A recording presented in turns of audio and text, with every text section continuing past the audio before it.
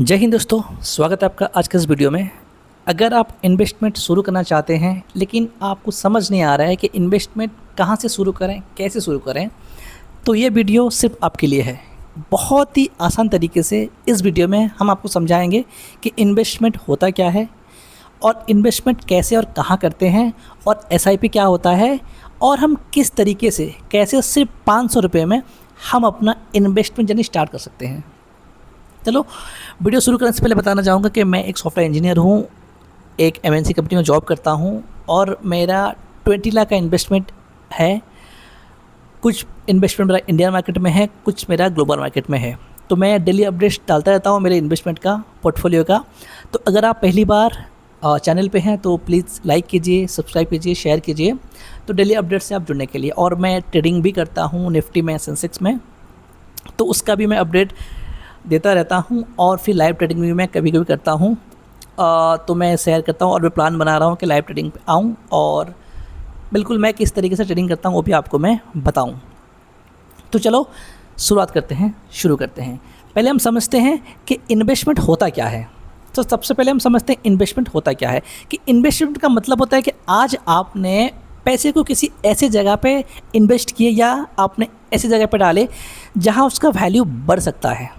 Example के तौर पे मान लीजिए कि आपने 100 रुपये किसी जगह में इन्वेस्ट किए, किसी म्यूचुअल फंड में हो गया या किसी फिक्स डिपॉजिट में हो गया या फिर किसी ऐसी जगह पे इन्वेस्ट किए जो बाद में फ्यूचर में आपके लिए वो 100 रुपये 150 रुपये बन जाए या उससे ज़्यादा बन जाए, तो उसको बोलते हैं इन्वेस्टमेंट, जो हमें एक इन फ्यूचर में रिटर्न देता है।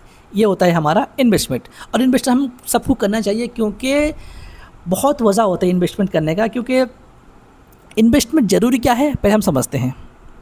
इन्वेस्टमेंट ज़रूरी इसलिए है कि इन्फ्लेशन को बीट करना। इन्फ्लेशन क्या होता है कि हर साल किसी भी चीज़ का प्राइस 5% से 6% बढ़ता रहता है। जैसे कि अगर आप 100 रुपये में आज जो चीज़ खरीद सकते हैं, तो अगर आपको कल वो चीज़ खरीदना पड़े तो आपको उसके लिए लगभग देना पड़ेगा कितना, 105 रुपया, 10 रुपया। सपोज कि आपने 100 रुपये में कुछ चीज़ खरीद रहे हो और अगर आपको अगले साल कुछ खरीदना पड़ेगा तो उसके लिए आपको देना पड़ेगा कितना, 105 रुपया। ये जो 5 रुपया है ना, बड़ा ना, उसको बोलते हैं इन्फ्लेशन।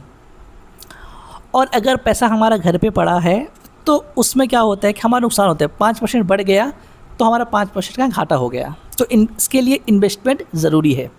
और फाइनेंशियल फ्रीडम। अब फाइनेंशियल फ्रीडम क्या होता है कि हम जॉब करते हैं, कोई किसी का बिजनेस है, जब तक वो जॉब पे जाता रहेंगे और बिजनेस स्टार्ट करते रहेंगे तब तक पैसा आता है, तो घर चलता है, ज़रूरतें पूरी होती है। जिस दिन जॉब पे बंद, उस दिन सैलरी कट। और जब हम अपना दुकान बिजनेस बंद करते हैं तो फिर आमदनी हमारी रुक जाती है। तो इसके लिए फाइनेंशियल फ्रीडम ज़रूरी है कि हम बैठें या हम दुकान जाएं या फिर हम अपना बिजनेस करें या जॉब पे जाएं या ना जाएं, उसके बिना, हमारे डायरेक्ट इंटरवेंशन के बिना जो प्रॉफिट हमें आए हमारे इन्वेस्टमेंट से, उस वो होता है फाइनेंशियल फ्रीडम की ओर हमें लेके जाएगा। जैसे किसी ने एक एसआईपी कर दिया है, उसको कुछ बेनिफिट मिल रहा है, वो एसआईपी में कुछ नहीं कर रहा है, उस पर वो मेहनत नहीं कर रहा है, लेकिन उसके बदले कोई और उसको काम करके दे रहा है। जैसे किसी ने रेंट पे लगा दिया एक घर, तो वो उस पर कुछ नहीं कर रहा है, तो वो घर उसको कमा के दे रहा है। वो जो पैसे आ रहे हैं ना, वो हमें हेल्प करता है फाइनेंशियल फ्रीडम की ओर। इसीलिए इन्वेस्टमेंट बहुत ज़रूरी है। एक तो इन्फ्लेशन बीट करने के लिए, जैसे आपको समझा दिया मैं, और फाइनेंशियल फ्रीडम के लिए कि हमें किसी पर डिपेंडेंट ना होना पड़े, जॉब हो या फिर हो बिजनेस हो। फिर क्या है, रिटायरमेंट। बहुत सारे लोग जॉब करते हैं, बिजनेस करते हैं भविष्य के लिए, कि बच्चों की पढ़ाई के लिए, रिटायरमेंट के लिए, बच्चों की शादी के लिए, किसी को जाना है वैकेशन टूर पे, वर्ल्ड टूर पे, कुछ भी हम कह सकते हैं। तो इसके लिए, रिटायरमेंट के लिए भी हमें ज़रूरी होता है फाइनेंशियल इन्वेस्ट करना ज़रूरी है। और एजुकेशन, अगर किसी बच्चों को पढ़ाना है, डॉक्टर हो गए, इंजीनियर हो गए, अब्रॉड में भेजना है, मास्टर कराना है, तो इसके लिए हमें पैसे चाहिए जो हमें इन्वेस्टमेंट देगा। समझ, आज एक बच्चा है 5 साल का, वो और 15 साल के बाद जाके कहीं और कुछ बड़ा कोर्स करेगा, पढ़ेगा, तो उसके लिए बहुत सारे पैसे चाहिए। तो अगर हम अभी से कुछ ना कुछ इन्वेस्ट करना स्टार्ट कर देंगे, तो जो बच्चा 15 साल का होगा, एक अच्छा खासा करपोस हो गया होगा, जिससे वो क्या कर सकता है, पढ़ सकता है उस पैसे से। ठीक है, ये होता है इन्वेस्टमेंट ज़रूरी क्यों है, हमने समझा।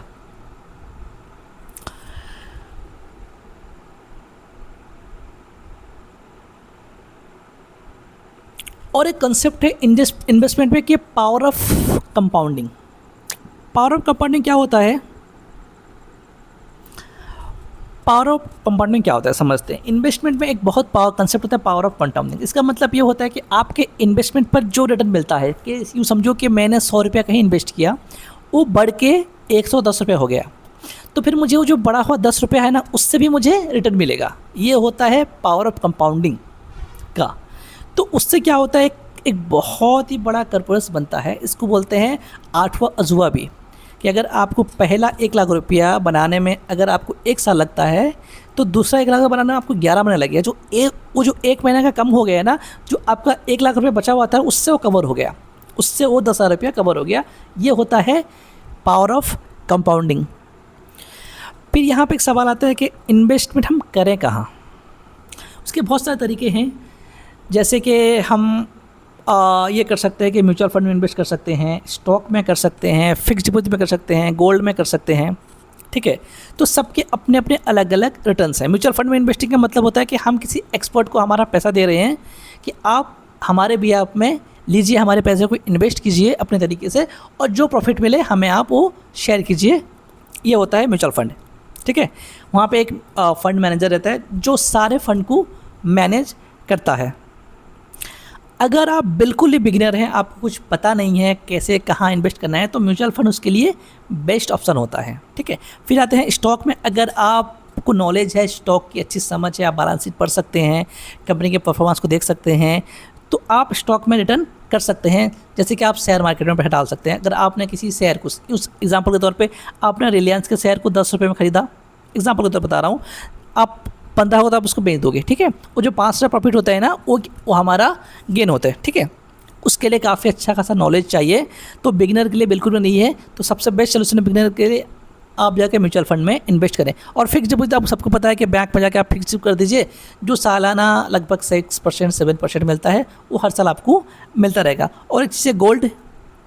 बहुत सारे लोग गोल्ड खरीद रखते हैं क्योंकि उसमें इमरजेंसी फ़ंड की ज़रूरत पड़े, तो गोल्ड में लोन लेके ले सकते हैं, गोल्ड बेच सकते हैं, उसको भी हम कंसीडर कर सकते हैं, ठीक है। अगर आप बिल्कुल ही बिगिनर हैं तो आप म्यूचुअल फंड कीजिए, उसके साथ साथ आप SIP कीजिए। अब SIP क्या है मैं आपको बताता हूँ, ठीक है। तो SIP क्या होता है? SIP का फुल फॉर्म होता है सिस्टमेटिक इन्वेस्टमेंट प्लान। इसमें आप हर महीने एक फ़िक्स्ड अमाउंट इन्वेस्ट कर सकते हैं, जैसे कि 500 हो गया, 1000 हो गया, तो आप एक अपना हिसाब से 2000, 5000, 10,000 अपने हिसाब से आप चूज़ कर सकते हैं। इसमें आपको मार्केट का परफेक्ट टाइमिंग का चूज़ करने की ज़रूरत नहीं है, टेंशन नहीं होती है, क्योंकि रेगुलर SIP इन्वेस्टमेंट में आपका क्या होगा, धीरे धीरे एक अच्छा खासा कॉर्पस बन जाएगा। कंसिस्टेंटली अगर आप सक्सेसफुली इन्वेस्टमेंट करेंगे ना, एक दिन बहुत बड़ा रिजल्ट आपको देखने को मिलेगा। और अगर आप इन्वेस्टमेंट करना स्टार्ट करना चाहते हैं, तो उसके पहले आपको कुछ चीज़ों का ध्यान रखना पड़ेगा। सबसे पहले है इमरजेंसी फ़ंड। अब इमरजेंसी फ़ंड क्या होता है, क्योंकि हम सब जॉब कर रहे हैं, किसी का बिजनेस है या किसी का कुछ जो इनकम सोर्स है, अगर वो इमीडिएटली अफेक्ट होता है, तो फिर उस सिनेरियो पे, उस सिचुएशन पे आप कैसे हैंडल करेंगे।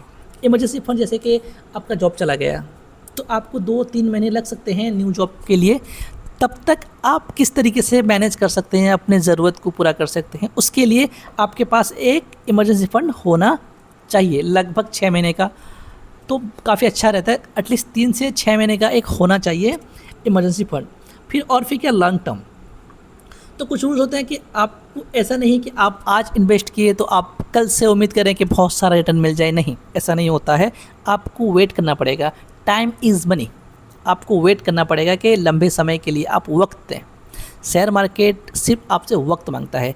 वॉरेन बफेट का एक कोट है कि अगर आपको अमीर बनना है, सक्सेसफुल होना है, तो सिंपल आप पेशेंस रखिए, वो आपको अपने आप अमीर बनाएगा। ओके, तो आपको पेशेंस रखना पड़ेगा, तो फिर आप एक दिन अच्छा खासा अमाउंट बना सकते हैं। फिर रेगुलर SIP, चाहे कुछ भी हो जाए आपका SIP, जैसे आपका 1000 रुपया, 2000 रुपया, 3000 रुपया, 5000 रुपया, जैसे आपका SIP चल रहा है, उसको आप कंटिन्यू कीजिए, उसको आप बीच में हॉल्ट मत कीजिए। उससे क्या होगा कि आपका जो फ्लो है ग्रोथ का, वो कंटिन्यू रहेगा।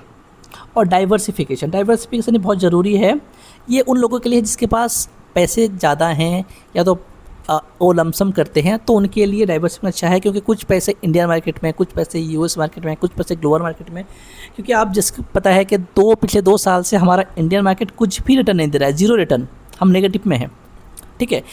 अगर वही पैसा अगर आप यूएस मार्केट में डालते तो शायद आपको अच्छा खासा रिटर्न मिल जाता, ठीक है।